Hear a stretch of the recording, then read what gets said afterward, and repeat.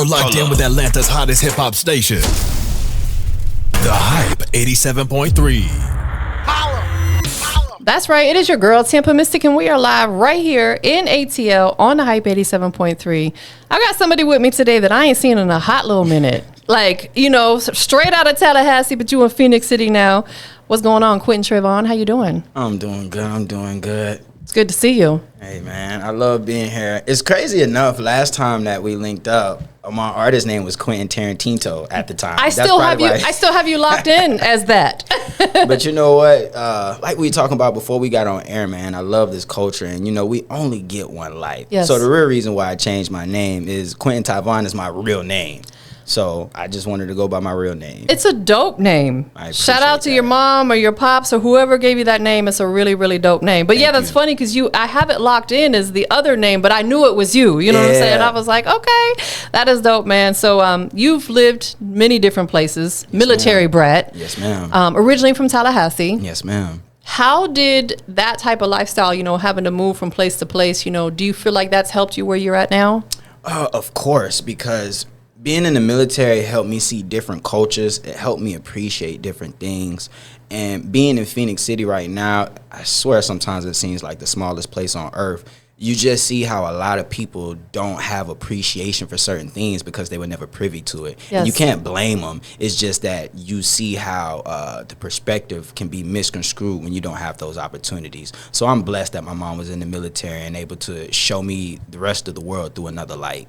So was she stationed there in Columbus at some point? That took you to Phoenix City? Yeah, we've been there for quite some time. But before then, we've been to Turkey. I know she's been to Rome. I haven't been everywhere with her. Yeah. But some of the places that we've been able to touch is just amazing. And I was born in Mons, Belgium. So, you know, that's what makes me even want to get back outside the country because people fail to realize. I know we look at a lot of TV and politics.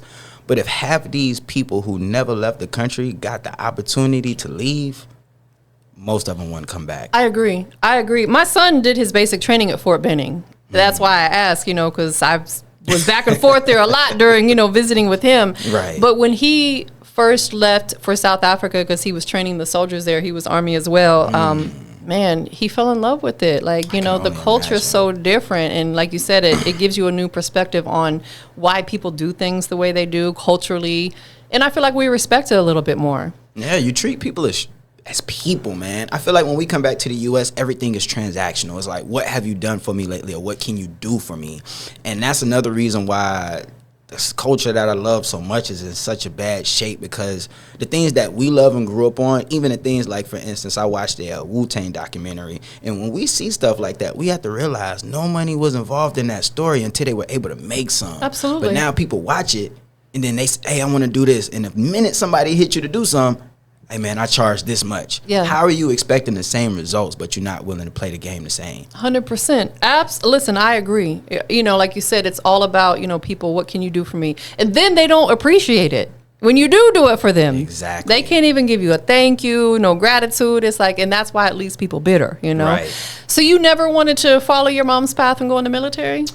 Man, I'm not going to lie to you. I actually told my mom back in the day if I didn't make it by a certain age, I would hit the military. But every time, I couldn't do it, man. And sometimes I still find myself crazy for still doing music. But I tell myself, if my mom could survive 31 years in the military, ain't no goddamn way in hell I can survive this damn music industry. And I'm going to survive it. And I'm going to be one of the top artists, just like a Cole or a Kendrick. I don't know what God has in store for me, but I know that it's possible because I seen my mom work her way, you know, from the dirts of Tallahassee. We're not talking about, you know, in the hood it's different, but when you coming from the country, you know what I'm saying? When you got one street light, that's a whole nother type of struggle where you come from. I commend her. That's a long time because the military obviously isn't for everybody. You know what I'm saying? Like, definitely not for us. It ain't for me either. My son did it. A lot of my family members were there, and I commend them, but it just, I don't know. I feel like I somewhat struggle with discipline a little bit, like being told what to do. Right. I admit that. And I feel like if you in the military, you can't struggle with discipline because they're going to always tell you what to do. I definitely feel struggling with discipline, but I also think it's about where's the discipline coming from. Yeah. Is it for a means to an end, or is it to better me? Absolutely, because I believe we have to have authority. Right. Like, even though as much as we don't like the police, imagine if they didn't exist. We have to have some sort of authority out there.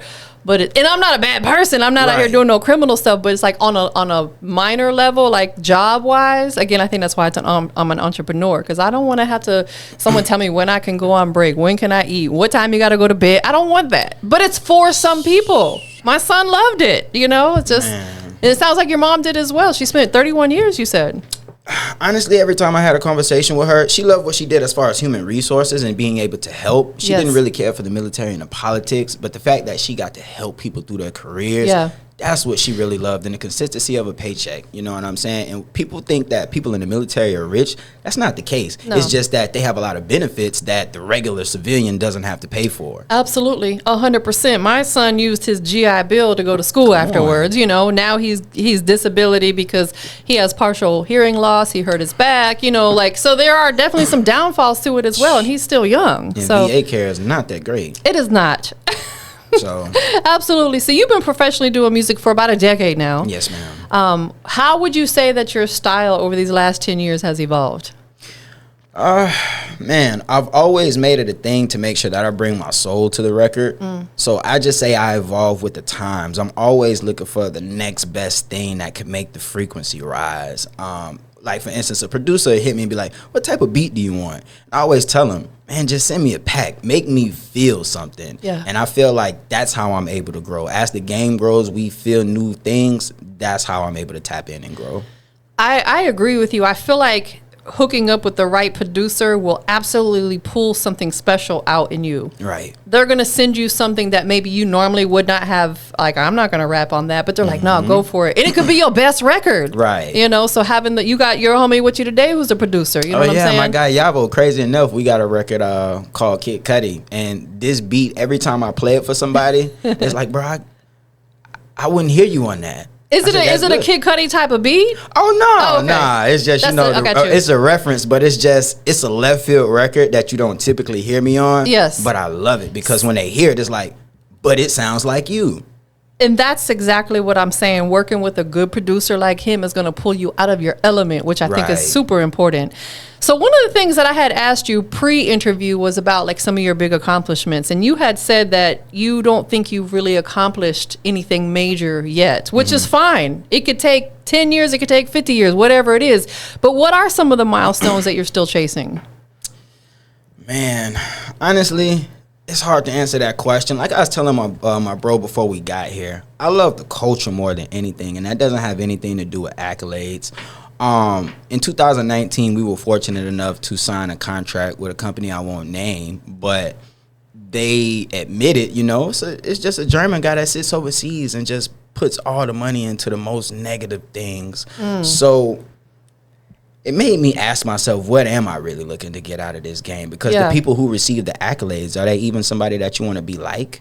You know? So I'll say for me, considering there are still great people who win Grammys, you know, Kendrick, Killer Mike, I would love to win a Grammy. Okay. You know, eventually I'm going to get in my actor's bag, but music is always first. I just think the awards that I want to win are more on the humanitarian level. It's what I can do for the world rather than just being known for the music. Absolutely. So to me, it sounds like you will do it regardless of the accolades or not because you have a passion for it. Yes, ma'am. Totally. And I feel like that's the best way to go into this is looking at it from that perspective, because something that Bigga told me early on, he said, if you get in this music industry for the money, you're going to be disappointed because the money's not always there, which we know that. Right. But if you get into it for the love and the passion, the money and the accolades will come. Right. And it could take some people 10 years. It could take some people 20 years, and that's cool. Right. But not chasing that, like not always chasing the bag. Yeah, we got to make money, but it's like you got to have a bigger vision than that. And it sounds like you definitely do because you're here a decade later. Right. An example, just really left field, like DJ Drama started a long time ago. Yeah. But for him and Tyler, the creator, to work together, he had to make Tyler feel something when he was younger for him to reach out and make that come full circle. 100%. So again, that's why I do it. It's not really about what the accolades bring. Don't get me wrong, the accolades definitely mean you could charge more when you go out. Sure. But other than that, it's just an egotistical thing. And I'm not really a braggadocious person myself anyway. And I think as we get older, our mindset about all of that changes. Because I used to love being outside and being on the forefront. Now I'm like, what time can I go to bed? You know what I'm saying? Did like, I take my nap today? trust me, I'm the queen of naps. Come on, I'd be man. cranky if I don't get me a nap. I ain't gonna lie. Like, you know, when you're younger, boy, you think you feel like you're missing out on something. Now I'm Right. like, I need a nap just to get through the day. And I think that as artists, that's the biggest thing.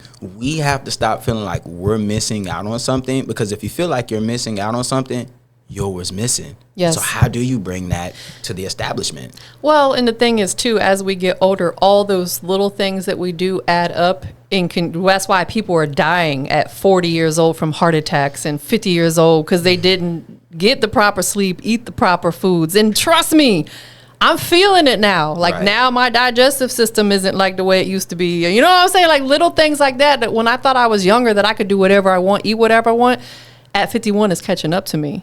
No, I For definitely real. understand that. That's why, you know, I'm in the gym every day, Monday through Friday, and that's just for me. You know, again, it's a love and hate thing, because as much as I love the culture, I've seen what it's done to all Yes. the people that we love, and it's crazy how the younger generation doesn't look at that and be like, I don't know what it is, but I have to make a change. Yeah. Because every next generation should be able to take it a little bit further. Yeah. Listen, it's big pharma and big food. They trying to kill us. Man. Can't tell me no different. Come on now. So let's talk about, you co-founded with one of your brothers, Underclass 19. Yes, ma'am. Tell us about it. It's a label? Yes, An ma'am. independent label. Okay. What does it stand for? What is the mission behind this label that you founded with your brother? Our slogan and motto is for the people. I know that's pretty broad, but as people, we're very broad individuals. You never know how you're feeling one day. So we just try to make sure we make relatable music. Yeah. The real reason why we built this is because me being from the South, outside of the Dungeon family, you know, we don't really have a lot of people who are revered as lyrical people, or even just making great music, Yeah. or even have upstanding people. Like, when I used to come up in the music business, especially being around here, the first minute that they heard it wasn't trap, oh no, we can't do nothing with it. Yeah. I'm like, bro, you didn't even listen to the record. You know what I'm saying? We had Right. a conversation about that, somebody pre-airing. It's just like, why are you here? Yeah. You're not really here to shape the culture. You're here because you want to be the face of something. And then when you be the face of it, you're probably going to be the biggest poison to it. Yes. But we created this because we wanted people to really be able to be themselves. You're not going to get the best music from somebody if you can't help them become a better person. And I Absolutely. think that's what we fail to realize. And that's why I love Top Dog so much. An example would be like when Isaiah Rashad had his issue and they were on the pills and things. It's like they stuck beside him. A major label would have dropped him. Yeah. But since they stuck beside him, he was able to put out that great project, The House is Burning. And I just think that we want so much results, we forget we're still dealing with humans that are being. And the being part sometimes is the hardest part. Yeah, that human element absolutely comes out. You know, whether we go through stuff in life, whether it's, Right. you know, health issues or maybe you get in a little bit of trouble. We're human. Come We on, go through that mental type of issues, issue. so much. Mental health, it's very, very real. Yes. But it's like, I don't understand why somebody wouldn't want to take a chance on a song just because it's outside of their norm. Because that could be the next biggest record and you could say, man, I was a part of that situation. No, definitely. We always try to make sure that whatever you're creating is you. Do you really feel it? Because I will sacrifice sounding cool for the sake of saying what I really want to feel. It's not about sounding cool, because Yeah. at the end of the day, that's what's cool right now. Right. But when you die, what is it going to mean? There's reasons why we still bump Legends records and we're not living in that same time. Absolutely. What is the legacy that you want to leave through your music? A man of the people, a man who showed his faults. I show the good and I show the bad. You know, I speak on the real, so everything aren't for kids, we're adults, you know what I'm saying? But I really want those records to where no matter what, when somebody's playing my music for their jits when they're small, Yeah. they still have more to provide to them when they get older. It's like, this is stuff that I couldn't show you when you were, younger. Yeah. I just want to be somebody who's remembered that was making great music and he just cared about the people. Everything else is second. Absolutely. Do Yes, you have ma'am. kids? Not right now. You know, I eventually do want to. Okay. It's just, He said, not right now. I mean, honestly, I've sacrificed a lot for the sake of music. If I wasn't doing music, I wouldn't have a house paid off. I would have cars paid off. Yeah. I probably would have a family, but Yeah. I sacrificed all of that for this. So Nothing wrong with that.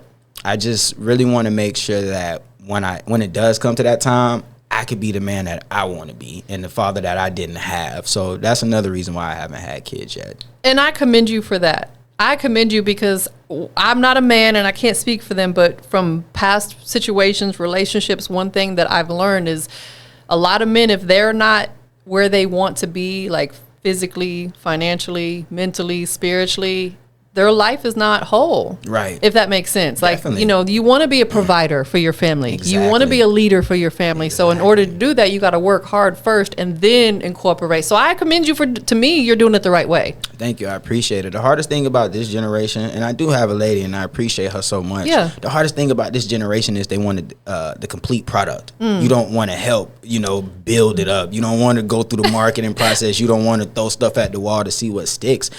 And, that's why things are so crazy. And it's crazy that we push the rhetoric of you're better off single on social media, because what we fail to realize is most of the millionaires are married. Absolutely. And I agree with you on that. Like, you know, I just came out of a 7-year relationship and it's like, there's no animosity there. Just we were at 2 totally different places in life because he was much younger than me. Right. And I don't never want to feel like that bitter woman, like, well, I'm better out by myself. No, I want love in my life. It's just got to be the right love. And we as humans have to learn to set boundaries. Man, and that's a big thing, because especially if you love people, you try to minimize yourself, but you have to remember you have to stay maximized to get the life that you deserve. That is facts. That is absolute facts. So, a creative director, and you're also a vintage clothing enthusiast. Yes, Let's ma'am. talk a little bit about that. How do those Okay. passions intersect with your music career? For me, it's crazy enough how I turned trauma into triumph. You know, not to get too far into it, but as a jit, my pops used to let me dress myself. And him being from New York, you know, you come out the room and he's like, oh, no, you look like a bum. And for me, you know, I kind of took that to heart when I was a jit. But as I got older, you know, it really spilled over into the clothes, the way that I dress, because it's just an expression. Yeah. And I think that I just use clothes as an expression. And the reason why I got into vintage clothing is because I feel like when I go certain places, people are missing something. So whether they purchase it from me online or when we start doing vendors and pop-ups, we're always going to have something that you just can't find anywhere else. I love that. That's hard. So is there a place where people can shop with you currently? I'm working with my business partner. We're doing a little bit of redirecting, man, because we just want to make sure that we can provide quality, especially with all the changes in the world going on. But we haven't released just yet. We're planning to do so this summer, trying to get out here doing some more vendor events and things like that before we get online, because I'm trying to bring the human element back to it, man. Online is not real, and sometimes it just drives me how that's the first place that we do everything. It's like you didn't think about trying to get a conglomerate of people together. Right. You just go online. I got a business now. Who did you tell about it? Absolutely. People go to damn social media for the latest news, which we know most of it be fake or Come on, man. It's twisted or that. Yeah, it's like, come on, bro. I agree with you because I truly came from an era before social media where we had to be outside and go to family events and this, that, and the third. And I agree with you. With the vintage clothing, you don't have to obviously name them, but do you have resources? For example, if I say, man, I'm looking for a certain piece, do you have like resources and vendors that you can go shop for that and say, hey, you know, I can maybe find that for you? Definitely. Man, what people don't realize is being in vintage, they have people who like sell clothes by the pound, you know, and things like that. So when you go to these warehouses, you can literally pick from the cream of the crop. It's just about knowing your fan base, knowing your audience and what they would want from you. Yeah. So you go know what to look for. Absolutely. What about other vintage stuff? Is it just clothing or are you into like, you know, vintage pieces, vintage cars, anything like that? Oh, no. I love the cars, man. But I think right now I'm just starting with the clothes. You know, when I'm finally able to get my own, like, space, it's going to be a lot of art. But over time, I do want to incorporate other things into it that are vintage, you know, from just different art pieces, like you say, the cars. Yeah. Whatever we can incorporate, whether it be sculptures or anything, because it's just all culture. My thing is, in order to know where we're going, we have to know where we came from. So anything that I could bring to somebody's, you know, perception or reality, I would just love to do that. I agree, because you take some of these youngins now and you ask them about something maybe that I grew up on, and they're like, they'll look at you like you got 3 heads. They won't know what it is. And I'm like, we'll say, for example, 8 tracks. Right. Right? I remember being with my dad riding in the car and he had his whole case of 8 tracks because that was popular back in the late 70s, early 80s, right? these youngins know nothing about that. And I feel like if you're going to be in a business, you need to understand where it started in order to understand how you got to where you're at right now. Not saying you got to study it and know the ins and outs, but at least know what the heck it is if someone mentions it to you, right? Have respect for it. Yeah. Yeah. It's crazy how people expect nothing from something. How do you expect something from a game you have no respect for? Right. I'm vintage. Y'all. Hey, man.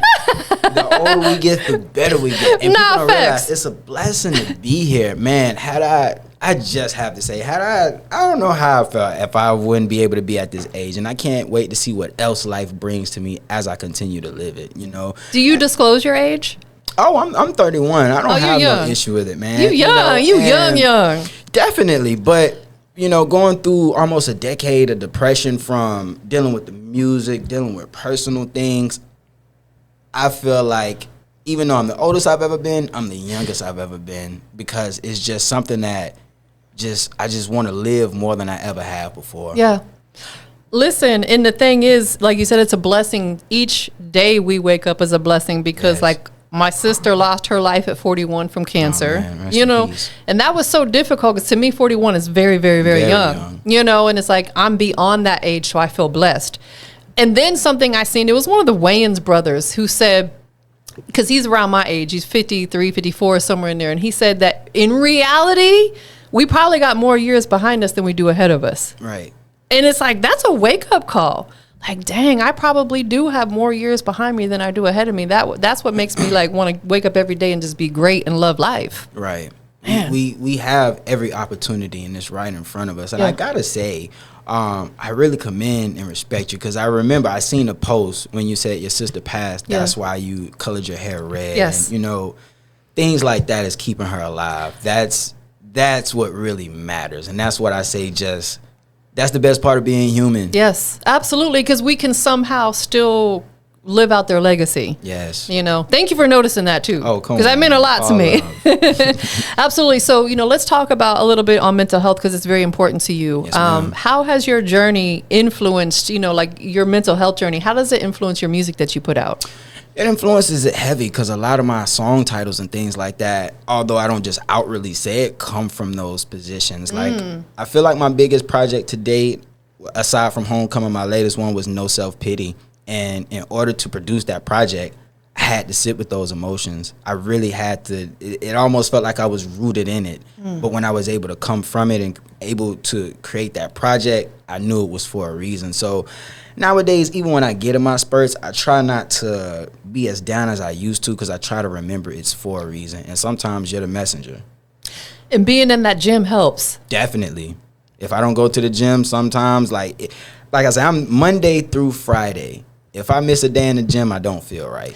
I feel like we have to do something, even if it's just go for a walk, like get our body in motion. Yes. It helps our mental so much. Yes. So you be in the gym every day, like your mental should be really pretty much sharp on point now. We all go through stuff. No, definitely. But see, one thing about the gym is, just as hard as you go in the gym, especially when you have mental issues, I think that you need to write more. Yeah. You know, wake up in the morning. It don't matter what you're feeling, but whatever you're feeling, you got to write it. Yes. Because when you write it, it becomes real. And eventually, it don't matter if you wake up and you write the same thing for 3 months straight. Yeah. Eventually, it's going to change. And that's where you'll be able to see the growth. But us as humans, we don't take the time.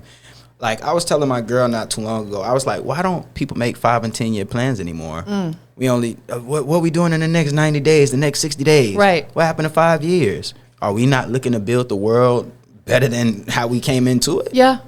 Listen, I agree. I had this conversation on an interview recently. I said, I definitely live in the moment. However, I plan for my future. Got to. If that makes sense. Like, I used to be an overthinker, so I would always try to think about scenarios, not even planning my goals, just think about scenarios that may happen a year from now. I'm like, why am I sabotaging myself like that? Focus on the now, but plan goals for yourself. Like you said, 5 and 10-year plans. Exactly. What is something that you wish more people understood about mental health, especially here in the music industry? Now, in the music industry, it's a different ball game, man, because first of all, in order for the music industry to respect mental health, I think the only reason they talk about it now is because it's become a fad. Yeah. But in these rooms, they don't really care. And for me, it's always a touchy subject, man. I just think that in order for us to get back to the root of mental health, people really have to put boots on the ground. You have to really be here at these mental health conventions and really doing the things that we need to do. I know this is left field, but an example of it right now, like I was watching a talk show and they were talking about the NBA and how like a lot of international players are becoming the player of the year and things like that, and how us as U.S. players, we take a lot of our stuff for granted. That's why we don't see the number ones and things like that. It's the same thing in the music industry, how I think that we've been here for so long that we take a lot of just normal things for granted. And if we got back to loving the simplicity and things of that nature, mental health wouldn't be as big as it is or such an issue. But as much as people don't want to admit these phones, man, we like, for instance, we had a cookout a couple of weeks ago, and I put up on a homie the other day. And, you know, he thanked me for inviting him because he was like, man, we were actually in the moment. Everybody was loving on each other. The kids were watching after each other. We were able to live. He said, because when I go out nowadays, bro, everybody's in their phone. Yeah. Sometimes it's like you'll go out, you'll feel more alone than you do at your crib. So why did I come out in the first place? Facts. And it's like that heavy in this industry because it's an ego thing. I'm the type of person where your conversation will determine whether we move forward. I don't care what you look like. Yeah. But in our industry, if you come in the door not looking like it, man, I can't do nothing for you. And it's just like, man, I so despise you people. Perception is everything with some people. Like you said, if someone comes in and maybe they aren't dressed up to par, or maybe they're a little overweight, they automatically assume and judge them. You know what I'm saying? Based upon their appearance, and it should never be that way. It could be the bummiest person in the room who got the most amount of money that could put you in the best position. You know what's crazy? Our culture grew up on not looking like it for a very long time. And the people who didn't look like it was the most talented. Now it's like the people who look like it have no talent. Absolutely. Listen, and a lot of them started from very, very, very humble beginnings. Shout out to Big Goody Mob. I interviewed him, I don't know, maybe about a year ago. And oh, man, shout out to him. He was talking about that. He's like, man, we didn't have no money back then. Come on. We didn't have nothing. We just had our talent. And the love of the game. And the love of what they did. And now, boom, now they're all legends. You know what I'm saying? So it's like, let me ask you this. And I already know the answer, but I'm going to ask you anyway. Would you still pursue your music career if social media didn't exist? Oh, yeah. I wish it didn't exist, if I'm being honest. Because it would make it easier, and it would make the moment mean much more. The fact that we have so many people putting out bullshit, every time somebody sees a new song, sometimes I think it's like a reactor is like, oh, not again. And it's like, if we just took the time to slow down, we would be able to appreciate things like we were able to back in the day. The reason that records can't have the same lifespan is because we keep turning them and dropping them. We're not making moments. It's just you want to put this record out and let that be that. The reason that Not Like Us was such a moment is because, for one, it was for the culture. Yeah. And it was speaking on something that needed to be spoke on. Yeah. How long are we going to let the wrong people come into our house and continue to rape and pillage and do everything that they do to us, and we just sit there and look at them in awe? It's like, these are the people doing this to you, and you fantasize about being with them. I could never be your kind. I know who's doing what to us, and I will never sacrifice what I'm doing for a check or anything like that. Never, ever, ever sell your soul for a little bit of coin. Never. And there's so much of that goes on. Man, I feel like that's so hard to tell. Absolutely. In the social media, it's a great thing when utilized the right way. Right. Because I get a lot of business off social media, you know. But at the same time, I feel like if social media didn't exist, it would really separate the people who are very serious about this versus the ones who are just in the way. Not only that, I feel like when I first started using IG, we could get 400, 500 likes on the picture and real engagement. Because they showed it to everybody. All these paywalls and the algorithms. It's just, I'm not going to lie to you. Sometimes, like I was telling my homie, I don't even be on social media anymore. I schedule all my posts. I do that a lot too. On there, I'm on there for maybe 5-10 minutes, and then I'm off. I just can't do it anymore. Because there's so much toxic stuff. And I tell people that too. I'm like, please don't think that I'm not engaging with you. We homie in real life. That's all that matters. Exactly.